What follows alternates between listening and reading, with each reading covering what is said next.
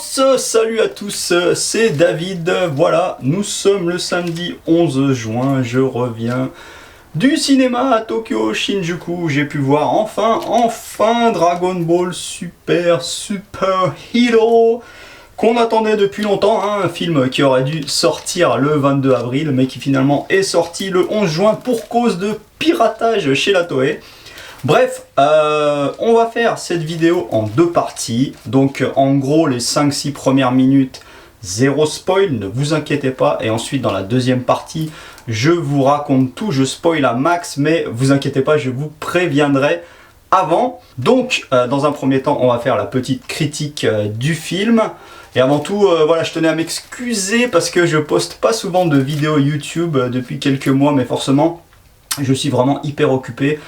J'ai repris mon travail de reporter télé pour Game One et G1. Donc je fais plein de reportages pour Game One et G1 que vous pouvez voir gratuitement sur le Facebook, Twitter, Insta de Game One et G1. Donc n'hésitez pas. Et aussi je suis très actif sur Twitch, sur ma chaîne Twitch qui est désormais Twitch Partner Tokyo Exclusive. Je fais plein de lives essentiellement en IRL dehors. Donc je vous invite à venir sur ma chaîne Twitch. Et sur ce, on commence tout de suite avec la critique de Dragon Ball Super Hero. Alors, comme d'hab, hein, au Japon, quand vous achetez des places, elles sont trop classe. Et ensuite, moi, j'ai eu carrément, en achetant les places, des clear files collector à l'effigie du film, double face. Elles sont magnifiques. Il y a tous les persos, même si du coup, ça spoil un peu pas mal, juste en regardant ces clear files.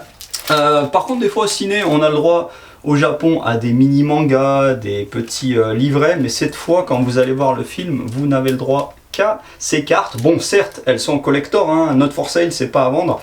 À l'intérieur, il y a deux versions en fait, soit Goku et Vegeta, soit Gohan et Piccolo, donc ça vaut quand même le coup. Et pour en revenir au film, alors première impression directe, juste comme ça à la sortie de la salle, ça m'a beaucoup plu en fait. Pour être honnête, j'étais pas du tout hypé par ce film, hein, contrairement au précédent, DBS Broly, où là j'étais vraiment hypé. Donc franchement, j'en attendais pas grand chose. Et du coup, j'étais agréablement surpris en fait. C'est un très bon film, hein, ça se laisse vraiment regarder. C'est assez différent de DBS Broly. DBS Broly en sortant, j'avais l'impression d'avoir vu 1h30 de baston non-stop, même si c'était fabuleux hein, niveau combat. Mais là non, je suis sorti en ayant eu l'impression d'avoir vu un film, un film Dragon Ball donc, et avec un esprit un peu du Dragon Ball à l'ancienne. C'est ça que j'ai adoré le plus en fait dans ce film. Vous le savez probablement que Akira Toriyama s'est beaucoup investi sur ce film. Il a fait notamment le chara design, il était très investi sur le scénario. Donc scénario qui donc parle de l'armée du ruban rouge, hein, que les méchants de ce film, hein, Magenta et son assistant Carmine, voilà, moi je suis d'origine italienne, ils m'ont bien fait rigoler ces deux-là, on dirait deux mafiosos à moitié ratés. Bref, donc qui veulent ressusciter l'armée du ruban rouge, qui construisent des cyborgs pour ça, des cyborgs super forts, hein, Gamma 1 et 2. Et là bien sûr je spoil rien, tout est dans le trailer, hein. Vous avez vu aussi que le film est très axé sur Gohan et Piccolo. Donc là pareil, hein, le film tient ses engagements. Pour en revenir au film, point très important, donc c'est le tout premier film Dragon Ball fait entièrement en 3D. Moi de base, je suis le gars à l'ancienne de l'époque des cellulos qui a tendance évidemment à détester la 3D, à cracher dessus, à dire que ça sert à rien. Et en fait, ça passe bien quand même. Au début, voilà, il m'a fallu un petit temps d'adaptation parce que il y a quand même plein de scènes où voilà, ça tourne en rond comme ça. Ils montrent vraiment ces gens, regardez, on l'a fait en 3D, donc on comprend bien que le film est en 3D. Mais je veux dire, c'est pas du tout quelque chose qui m'a posé problème. On s'y fait très vite. Les combats sont très bien réalisés en 3D. Pour le reste, le scénario en deux mots, bon. C'est pas un scénario qui tient sur 150 000 pages, hein, on va dire, mais ça fait plaisir. Ce qui me fait plaisir le plus dans ce film, ça n'est pas, on va dire, la qualité entre guillemets mais du scénario, même s'il est bien écrit, c'est surtout ce petit parfum de Dragon Ball que l'on ressent vraiment. Et là je dis Dragon Ball, pas Dragon Ball Z, hein. Les toutes premières aventures avec le ruban rouge, et aussi l'humour. J'ai vraiment ri pendant ce film, parce que on ressent cet humour à la Toriyama, vraiment parfois un peu débile, un peu absurde, qui est l'humour que l'on retrouvait très souvent dans la première période Dragon Ball, période que j'adorissime, hein, c'est pas pour rien que j'ai ce t-shirt, voilà, avec le petit Goku là et à râler. Et que j'ai ces posters aussi à l'ancienne, hein, voilà, moi je suis un Dragon Balleux depuis tellement longtemps. Bref, voilà, de l'humour à l'ancienne, du Dragon Ball un peu à l'ancienne, du Dragon Ball assez familial, on va dire, familial, accessible à tous. Pour les enfants même, j'ai envie de dire, très bonne porte d'entrée vers l'univers Dragon Ball. Et d'ailleurs, aujourd'hui au ciné, quand la lumière s'est allumée, une des premières choses qui m'a marqué, c'est « Waouh, il y a plein de jeunes, il y a plein de jeunes !» Je m'attendais à voir essentiellement un peu des vétérans, des quarantenaires et tout, qui suivent Dragon Ball depuis les tout premiers jours. Et en fait, non, il y avait une majorité de gens jeunes, quoi, des ados, des jeunes adultes. Et ça, je trouve ça vraiment bien, quoi, vraiment, vraiment bien. Incroyable quand même, Dragon Ball, licence qui perdure et qui intéresse toute tranche d'âge. Ça, je trouve ça tellement génial. Quelle note je mettrais à ce film? Un 17, un bon 17 quand même, hein. Je dirais globalement, par rapport à son prédécesseur, Dragon Ball Super Broly, qui était en gros juste un petit bout de scénario prétexte à une débauche de baston, certes, alors baston de ouf, avec du Gogeta et tout. Là non, voilà, là on suit un film par étapes, avec plusieurs étapes, des combats, une petite pause, des combats, jusqu'au combat final devant ce Big Boss contre ce Big Boss qui est dans la boule en acier, mais là je vais pas vous le révéler tout de suite puisque cette partie est non spoil. Voilà, combat qui tient ses promesses, son lot de surprises aussi, voilà, hein, si vous attendiez à un film voilà, juste classique, Goku Vegeta, blabla, c'est pas ça, et c'est bien. De temps en temps il faut un peu d'originalité, et là l'originalité elle est amenée notamment par le fait que ce sont Piccolo et Gohan les principaux protagonistes. Ce que j'ai aussi beaucoup aimé, c'est toute une ribambelle de personnages qui vont apparaître comme ça, plein de petits clins d'œil au passé, à la période Dragon Ball en tout cas, il y en a plein, voilà, donc ça fait très plaisir aux fans aussi de la toute première heure, et en même temps c'est complètement accessible aux gens qui découvriraient complètement Dragon Ball pour la première fois. Donc bravo, hein, voilà, très très bon film, je vous le recommande chaudement. Soyez patients, attendez qu'il sorte en salle et allez le voir, vous ne serez pas déçus, hein. Il y a de très bons combats, beaucoup d'excellent humour à l'ancienne, à la Toriyama, comme j'adore, hein, je le répète, ça vraiment l'humour m'a beaucoup plu. Donc voilà, je vous recommande chaudement ce film. Bien, par la magie du montage, je me suis débarrassé de mes clear files et on passe à la partie 100% spoil. Donc, je le redis clairement, à partir de maintenant, je vais spoiler l'intégralité du film. Donc, si vous ne voulez pas être spoilé, arrêtez-vous là.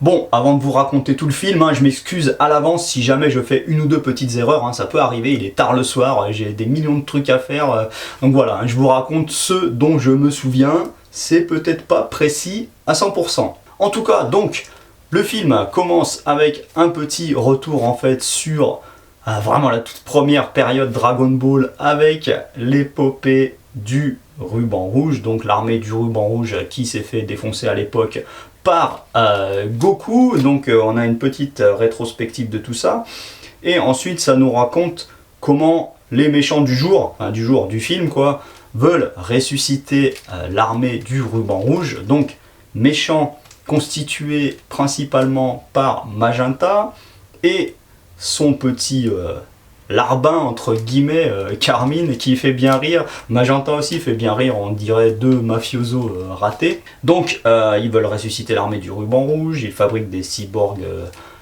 plutôt élaborés, et en fait, pour aller plus loin, ils s'octroient l'aide d'un petit génie, Dr Edo, qui, si je ne me trompe pas, a 24 ans dans le film. Pourtant il est tout petit comme ça, quoi.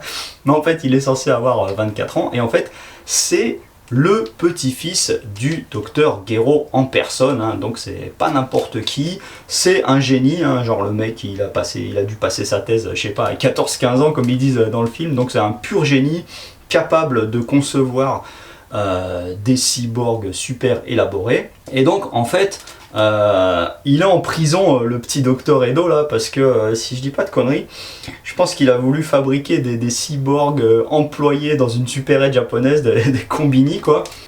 Ils vont aller le récupérer, le faire sortir de prison, et en fait ce qui est important c'est qu'ils vont le baratiner en fait. Magenta va complètement baratiner Dr Edo en lui faisant croire en fait que, je résume vraiment très vite, hein, que les héros ce sont eux avec le Gamma 1 et le Gamma 2, hein, que vous avez sûrement dû voir dans le trailer, hein, c'est Cyborg, et que les méchants par contre en fait c'est l'équipe d'en face composée par donc la scientifique démoniaque Bulma et tous ses acolytes, hein, à savoir Goku, Vegeta, etc., qui sont en fait des méchants extraterrestres, etc., etc. Bref, en gros, il l'entourloupe, hein, pour lui faire croire que ce sont eux les gentils et Bulma et Goku, Gohan, etc., les méchants, et du coup il accepte de collaborer et de mettre son génie scientifique au service du ruban rouge. De là, on retrouve... dès le début, on voit Piccolo qui mène sa petite vie dans sa petite maison, c'est tout mignon. Et en fait, donc le film se situe dans la continuité donc de Dragon Ball Super, hein, puisque quelque part loin dans l'espace perdu, on a Goku, Vegeta et Broly. Broly est là aussi, qui s'entraîne sous le contrôle de Whis. Il y a aussi Bills, hein, le dieu de la destruction, là, qui vient là après un sommeil de 4 mois. Et ils sont tous là-haut, hein, en train de s'entraîner, comme d'hab, hein, Goku et Vegeta qui se tapent dessus en permanence pour progresser. Et il y a même la petite Chilai, qu'on avait vu dans le DBS Broly, le film, et son pote Lemo, qui cette fois est cuistot pour Bills et Whis. D'ailleurs c'est assez marrant parce qu'en fait quand Bills sort de son sommeil, il aperçoit la petite Chila et en fait en gros il la kiffe quoi, il la trouve trop mignonne quoi. Donc voilà, il y a un petit passage comme ça de baston, d'entraînement dans l'espace, essentiellement là pour dire que Goku et Vegeta ne sont pas là pour régler les problèmes qui vont avoir lieu. C'est pour ça qu'au début c'est Piccolo qui va devoir tout gérer.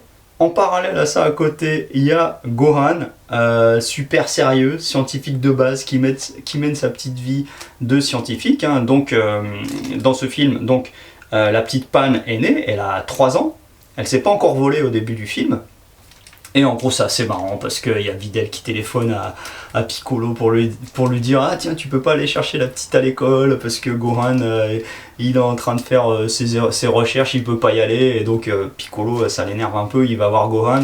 Gohan, il est là au milieu de ses livres sur les papillons, les fourmis, il lui montre des fourmis. Donc voilà, Piccolo, ça le vénère un peu de lui dire « Mon gars, il faut quand même t'entraîner, on sait jamais ce qui peut arriver quoi. » Et il a bien raison d'ailleurs, puisque très tôt dans le film, donc Piccolo il est tranquille chez lui et il se fait attaquer donc par l'un des Gamma, hein, l'un des cyborgs Gamma, qui sont quand même très stylés, hein, inspirés par Ultraman au niveau du design. Le Gamma 2, si je dis pas de conneries, se tape avec Piccolo, le Gamma prend le dessus Et en fait, il fait tout péter et il pense que Piccolo est mort en fait, mais il ne confirme pas en fait qu'il est vraiment mort. Et en fait, Piccolo réussit à s'échapper. Et comme il veut savoir en fait un peu plus qui c'est cet ennemi mystérieux, et ben il va suivre en fait le Gamma jusqu'à la base, la nouvelle base géante de l'armée du Ruban Rouge. De là, donc, il va s'infiltrer parmi les gardes pour accéder jusqu'à la salle où il y a donc tous les méchants, enfin, ouais, Carmine, Magenta, le Docteur Edo, qui passe son temps à bouffer des Oreos. Il en bouffe, mais genre des dizaines pendant tout le film. Et donc, voilà, de là, Piccolo comprend ce qui est en train de se passer, ce qui est en train de se tramer. Ils veulent utiliser donc les deux Gamma 1 et 2 pour se débarrasser de leurs adversaires, donc toute la clique, hein, Bulma, Gohan, Piccolo, etc., etc. Et alors là, gros problème, je trouve que c'est arrivé beaucoup trop tôt dans le film, voilà, dans cette espèce de sphère en métal géante. On savait tous que c'est là qu'il y allait avoir le boss final, mais je voulais pas savoir tout de suite qui c'est, mais beaucoup trop tôt, paf, Doctor Edo, il te lâche un « Ah, bah on est en train de fabriquer Cell Max. » Donc moi, quand j'ai entendu ça, mais merde, ne le dites pas tout de suite que c'est Cell, Enfin, Cell Max, hein, je vais vous raconter un peu plus en détail après, quoi. Voilà, donc j'aurais vraiment voulu qu'ils le disent un peu plus tard, quoi, pour réserver un peu de surprise, parce que voilà, ils disent que c'est Cell Max. Bon, bien sûr, il faut pas l'utiliser tout de suite parce qu'il est pas fini, blablabla, tout le baratin habituel sur un méchant qui est pas fini et qu'il faut pas qu'il sorte de la boule tant qu'il est pas fini.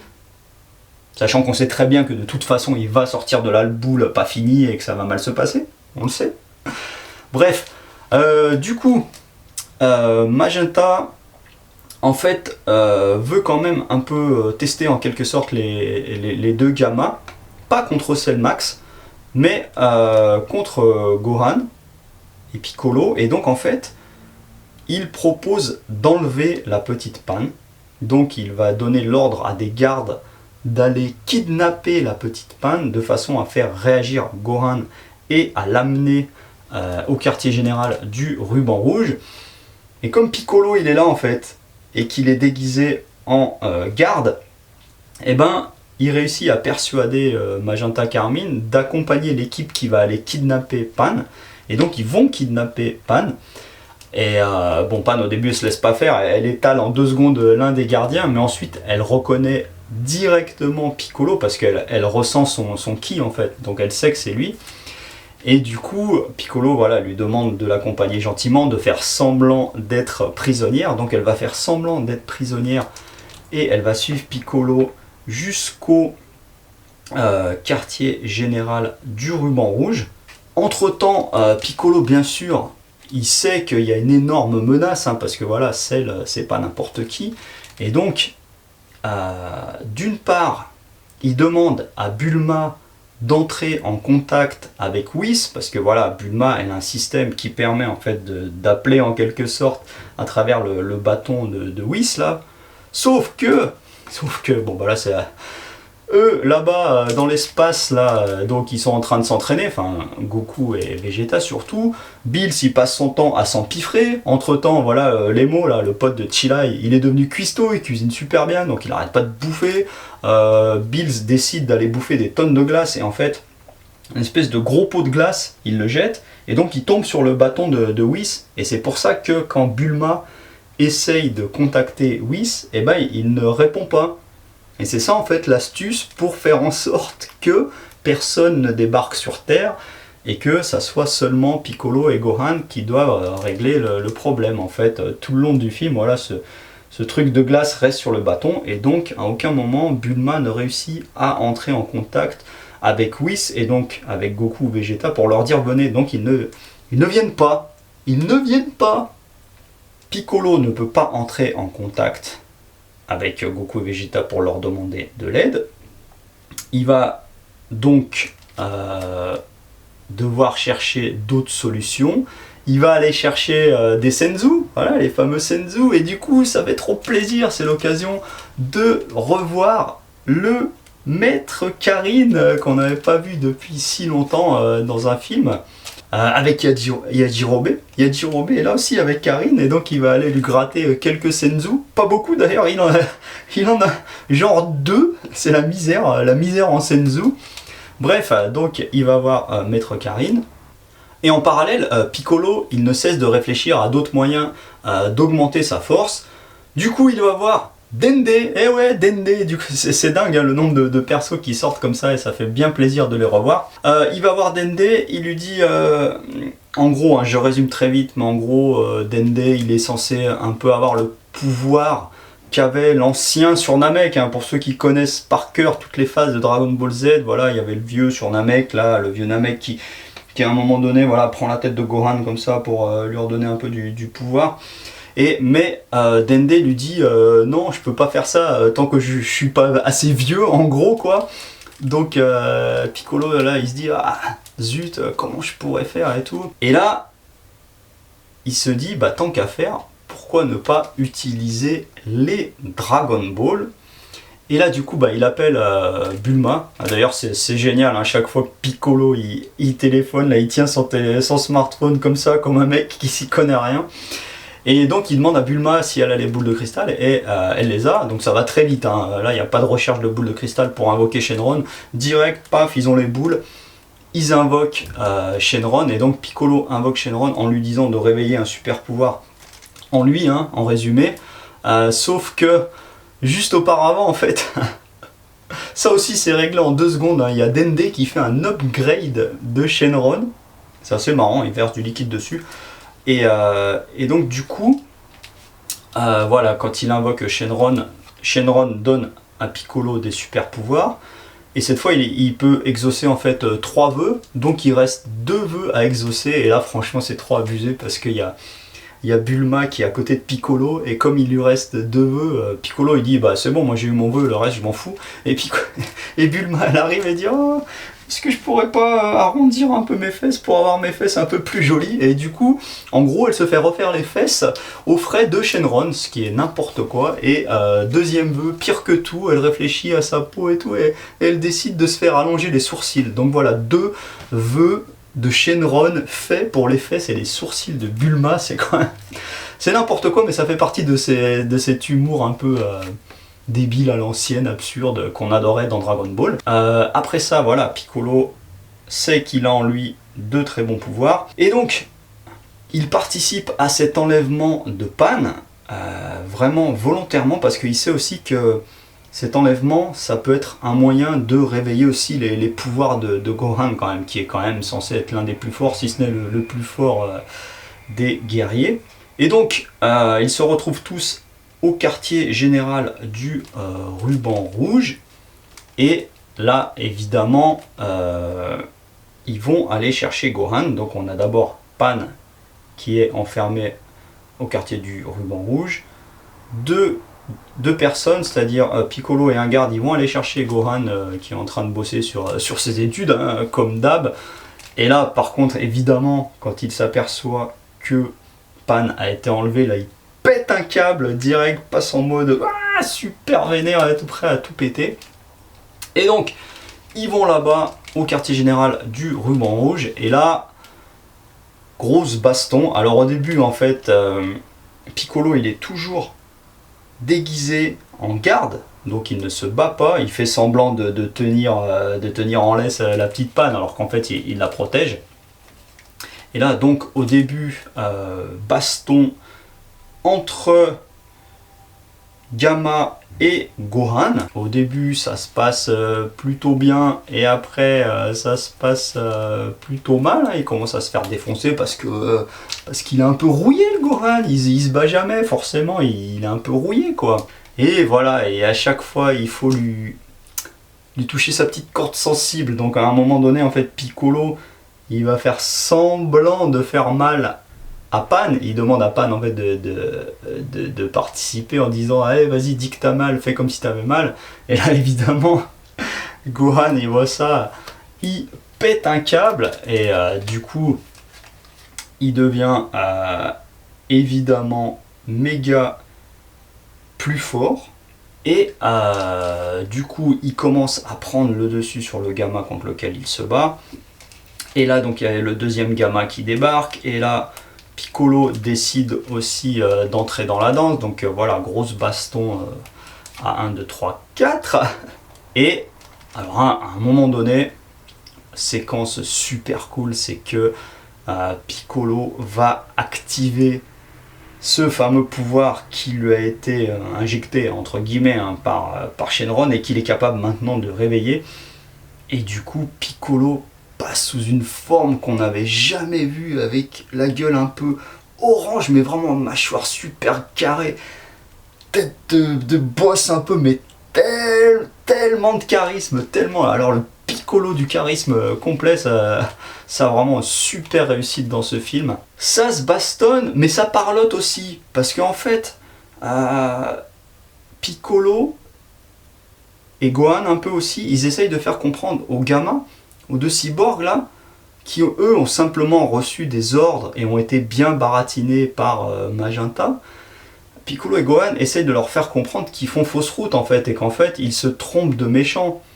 Et c'est pour ça qu'au fil de la baston, ils essayent quand même de leur faire comprendre qu'ils se trompent de cible. Ils vont arriver à leur faire entendre raison. Je suis obligé de zapper des étapes parce que sinon cette vidéo va durer 3 heures. Résultat, la baston cesse. Sauf que, évidemment, à ce moment-là, Magenta s'aperçoit que ça va tourner mal pour lui et que le seul moyen de s'en sortir, c'est d'aller activer et de faire sortir Cell de sa boule de métal. Ce qu'il va réussir à faire, moyennant là encore un passage assez hilarant, parce que voilà, il se précipite pour aller faire sortir Cell de la boule, mais le petit Dr Edo, qui considère qu'il faut surtout pas faire ça cette fois, parce que voilà, lui aussi il a compris la ruse. Donc le petit Dr Edo, il veut empêcher Magenta de faire sortir Cell Max de la boule, et il le poursuit. Dr Edo, il est pareil, avec un espèce de pseudo costume de super-héros assez ridicule, parce que comme il est tout rondouillet et tout. Et du coup, Magenta aussi nous sort un espèce de revêtement, de vêtements de super-héros tout pourri aussi. Bref, ils se battent, et à un moment donné, quand même, Magenta réussit à tout péter la console de contrôle. On s'en doutait évidemment. Et là, voilà, paf, le Cell Max sort de la sphère métallique. Ce Cell Max, en fait, c'est pas le Cell à l'apparence Cell forme finale qu'on a pu voir dans DBZ. C'est d'apparence, il est un peu sur la forme d'avant, puisqu'il a encore son espèce d'aspirateur à cyborg, sous une forme un poil différente, mais c'est vraiment ça, la longue queue comme ça avec l'aspirateur à cyborg. Et surtout, il est gigantesque. Il n'a pas du tout la taille d'un guerrier normal, et il est gigantesque. Et donc voilà, on entre dans la phase finale du film, où en gros tout le monde va devoir se taper contre ce Cell Max, sachant que de là vont débouler aussi tous les amis de Gohan et Piccolo, donc à savoir Goten, Gotrunks, Krillin, C18, Bulma, voilà, tout le monde arrive, et c'est l'heure de la bataille finale. Donc bataille finale, et sans Goku et Vegeta, voilà, c'est ça qui m'a quand même assez surpris. Bon, je vous décris pas tout, sinon ça va prendre des heures, mais il y a quand même pas mal de petits clins d'œil, des techniques à l'ancienne, voilà. Il y a Krillin qui va nous sortir sa morsure du soleil et tout, il va nous sortir toutes ces vieilles techniques. Là où ça devient moins drôle, c'est que ce méchant, donc Cell Max, est surpuissant, donc ils n'arrivent pas à s'en débarrasser. Gamma 1 et 2 se battent aussi cette fois, puisqu'ils ont compris où était le vrai camp des méchants et où était le vrai camp des gentils, donc ils se battent avec. Ils découvrent que le point faible en fait de Cell Max, là, c'est au-dessus de sa tête, donc il faut briser absolument ça. Donc ils essayent de mettre tous leurs moyens en commun, mais ça marche pas parce qu'il est trop puissant. Donc à un moment donné, ce nouveau Piccolo orange là, il va passer en version géante, comme il sait le faire, comme il l'a fait à l'époque de Dragon Ball, si vous vous souvenez. Donc là, il passe en version géante, mais en version géante, ça décuple pas non plus ses pouvoirs, ça augmente seulement sa taille, donc ça ne suffit pas. Gohan il fait tout ce qu'il peut, il passe en super guerrier, mais ça ne suffit pas non plus. Donc là ça devient vraiment tendu. Piccolo donne un senzu à Gohan pour le réveiller. Et en fait, à un moment donné, il y a Gamma 2 qui va être obligé en fait de se sacrifier. Voilà, il va monter là-haut dans l'espace, vraiment dans l'espace, hein, et plonger comme ça pour éclater la tête de Cell, pour essayer de lui fracturer un peu le crâne là, pour que les autres puissent l'achever. Donc il va faire ça, mais au passage il se sacrifie. Et ça marche pas. Hein. Voilà, montée en tension dramatique évidemment, comment ils vont faire pour le terrasser. Et Piccolo Orange qui passe en forme géante, eh ben, il va quasiment se faire massacrer par Cell Max. Hein. Vraiment, ils vont en prendre plein la gueule. Et voilà, à un moment donné, Gohan va voir ça et va avoir un flash, quoi. Comme on a souvent, voilà, que ce soit dans Dragon Ball ou d'autres ou d'autres animés, voilà, quelque chose qui paf, le fait réagir et d'un coup le fait se transformer en un être surpuissant. Et là le fait de voir Piccolo comme ça quasi mort, éclaté, d'un coup quoi, et ben il va se transformer. Et il va se transformer, mais alors comme il faut, hein. Ouah, avec de la coupe de cheveux de ouf, grosse mèche devant, yeux rouges, cheveux gris, ambiance totalement ultra instinct.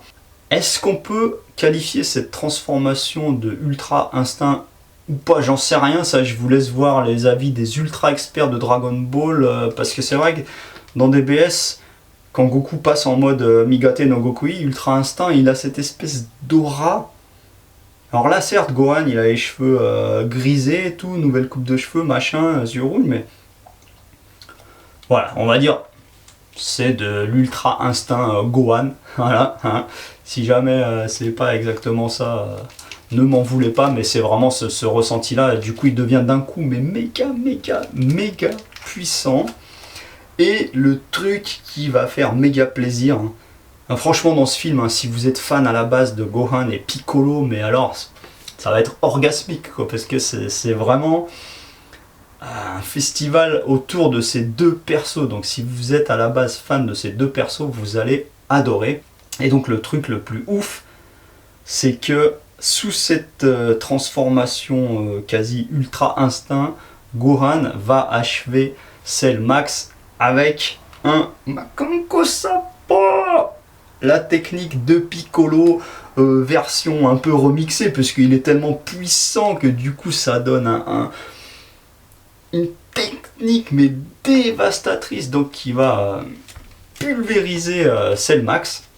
Et donc c'est comme ça que Cell Max se fait terrasser dans le film. Et du coup après ça, voilà, ça finit très vite. Voilà. Malheureusement il y a eu une perte, un sacrifice d'un gamin. Le petit docteur Edo il se dit bah voilà, moi je vais aller me rendre à la prison, et les autres ils disent non, bah, c'est dommage. Surtout Krillin il fait partie de la police, il dit non fais pas ça, c'est dommage. Tant qu'à faire, autant mettre son génie scientifique au service de la Capsule Corporation, dirigée par Bulma. Bulma ici présente, qui évidemment ne perd pas le nord. Elle lui demande si il s'y connaît bien sur tout ce qui est la peau, la biologie et tout, parce qu'évidemment elle ne pense qu'à son apparence pour être toujours plus belle. Et donc voilà, le petit docteur Edo va rejoindre la Capsule Corporation. Tout est bien qui finit bien, entre guillemets, et surtout entre temps la petite panne, eh ben, elle a réveillé son pouvoir aussi. Elle est capable désormais de voler, hein, comme les autres guerriers. Et là vous allez me dire, eh ben ouais. Tout le long du film, Goku et Vegeta sont restés sur leur planète à simplement s'entraîner. Voilà, un film sans que Goku ne se tape contre aucun méchant, un film sans que Vegeta ne se tape contre aucun méchant. Alors moi qui suis entièrement team Goku Vegeta, j'ai envie de dire dommage entre guillemets, mais en même temps c'est bien de faire dans l'original de temps en temps. Cette fois c'est le film de Piccolo et Gohan, le film de Gohan et Piccolo. Voilà, c'est comme ça. Et du coup à la toute fin du film, en fait seulement Bulma parvient à entrer en contact avec Whis, mais bon, c'est trop tard, hein, le méchant a été terrassé, plus de Cellmax. Donc Whis demande comme d'hab si elle a pas quelque chose à bouffer, parce qu'il pense qu'il a bouffé Whis et Bills en fait. Et donc voilà, générique de fin. Et l'info la plus importante, elle intervient après le générique de fin, puisque depuis les toutes premières secondes du film, on voit Goku et Vegeta qui se tapent. Et Vegeta, pour une fois, Vegeta, hein, il a pris un peu vraiment de l'expérience suite au combat des tournois, et en voyant notamment Goku contre Jiren, il a compris que l'entraînement, ça n'est pas simplement juste du physique, et que les capacités mentales, la capacité à être calme pour augmenter son potentiel de combat, c'est très important. Donc on voit un moment Vegeta voilà, qui médite quasiment juste pour augmenter sa force mentale, et donc il va mettre ça en pratique, puisqu'à un moment donné, voilà, Whis dit à Goku et Vegeta, maintenant tapez-vous dessus, attention, sans gros Kamehameha, etc., mais tapez-vous dessus. Donc voilà, ils se tapent dessus que à coup de poing, coup de pied, tout le long du film en fait. Et donc après le générique de fin, on les retrouve sur les dernières secondes du combat. Ils sont tous évidemment, tous les deux totalement épuisés, sauf que le dernier coup en fait, et ben Goku s'écroule, et Goku dit en rigolant, j'ai perdu. Et là, Vegeta évidemment, il n'en revient pas. La toute première fois, Vegeta a battu Goku dans un combat. C'est un truc de fou, c'est énormissime quoi. Et là, du coup, en voyant ça, en fait, tout le long, Broly et Nemo étaient en train de regarder ce combat et ils sont en larmes, ils chialent. Et voilà, Vegeta est tellement surpris, tellement fier d'avoir battu Goku, entre guillemets, parce que voilà, Goku il est juste épuisé comme ça et il a le sourire. Mais voilà, ça c'était quand même, c'est bien. Moi ça m'a fait plaisir quand même si voilà, j'adore tellement Goku, voilà, c'est mon perso préféré, mais quand même Vegeta, on l'aime tellement ce Vegeta, donc ça fait tellement plaisir que pour cette petite heure de gloire, même ces quelques petites secondes de gloire, après le générique de fin d'un film dans lequel il ne fait rien, au moins il peut dire voilà, j'ai battu Goku. Voilà, je vous ai à peu près tout raconté, mais je peux pas non plus tout raconter en détail, hein, déjà parce que je m'en souviens pas, et parce que sinon ça prendrait trop de temps. En tout cas voilà, je vous encourage vivement à aller voir ce film, allez le voir dans les salles, hein, pas sur des petits écrans, pas sur des trucs piratés, soyez patients, allez le voir en salle.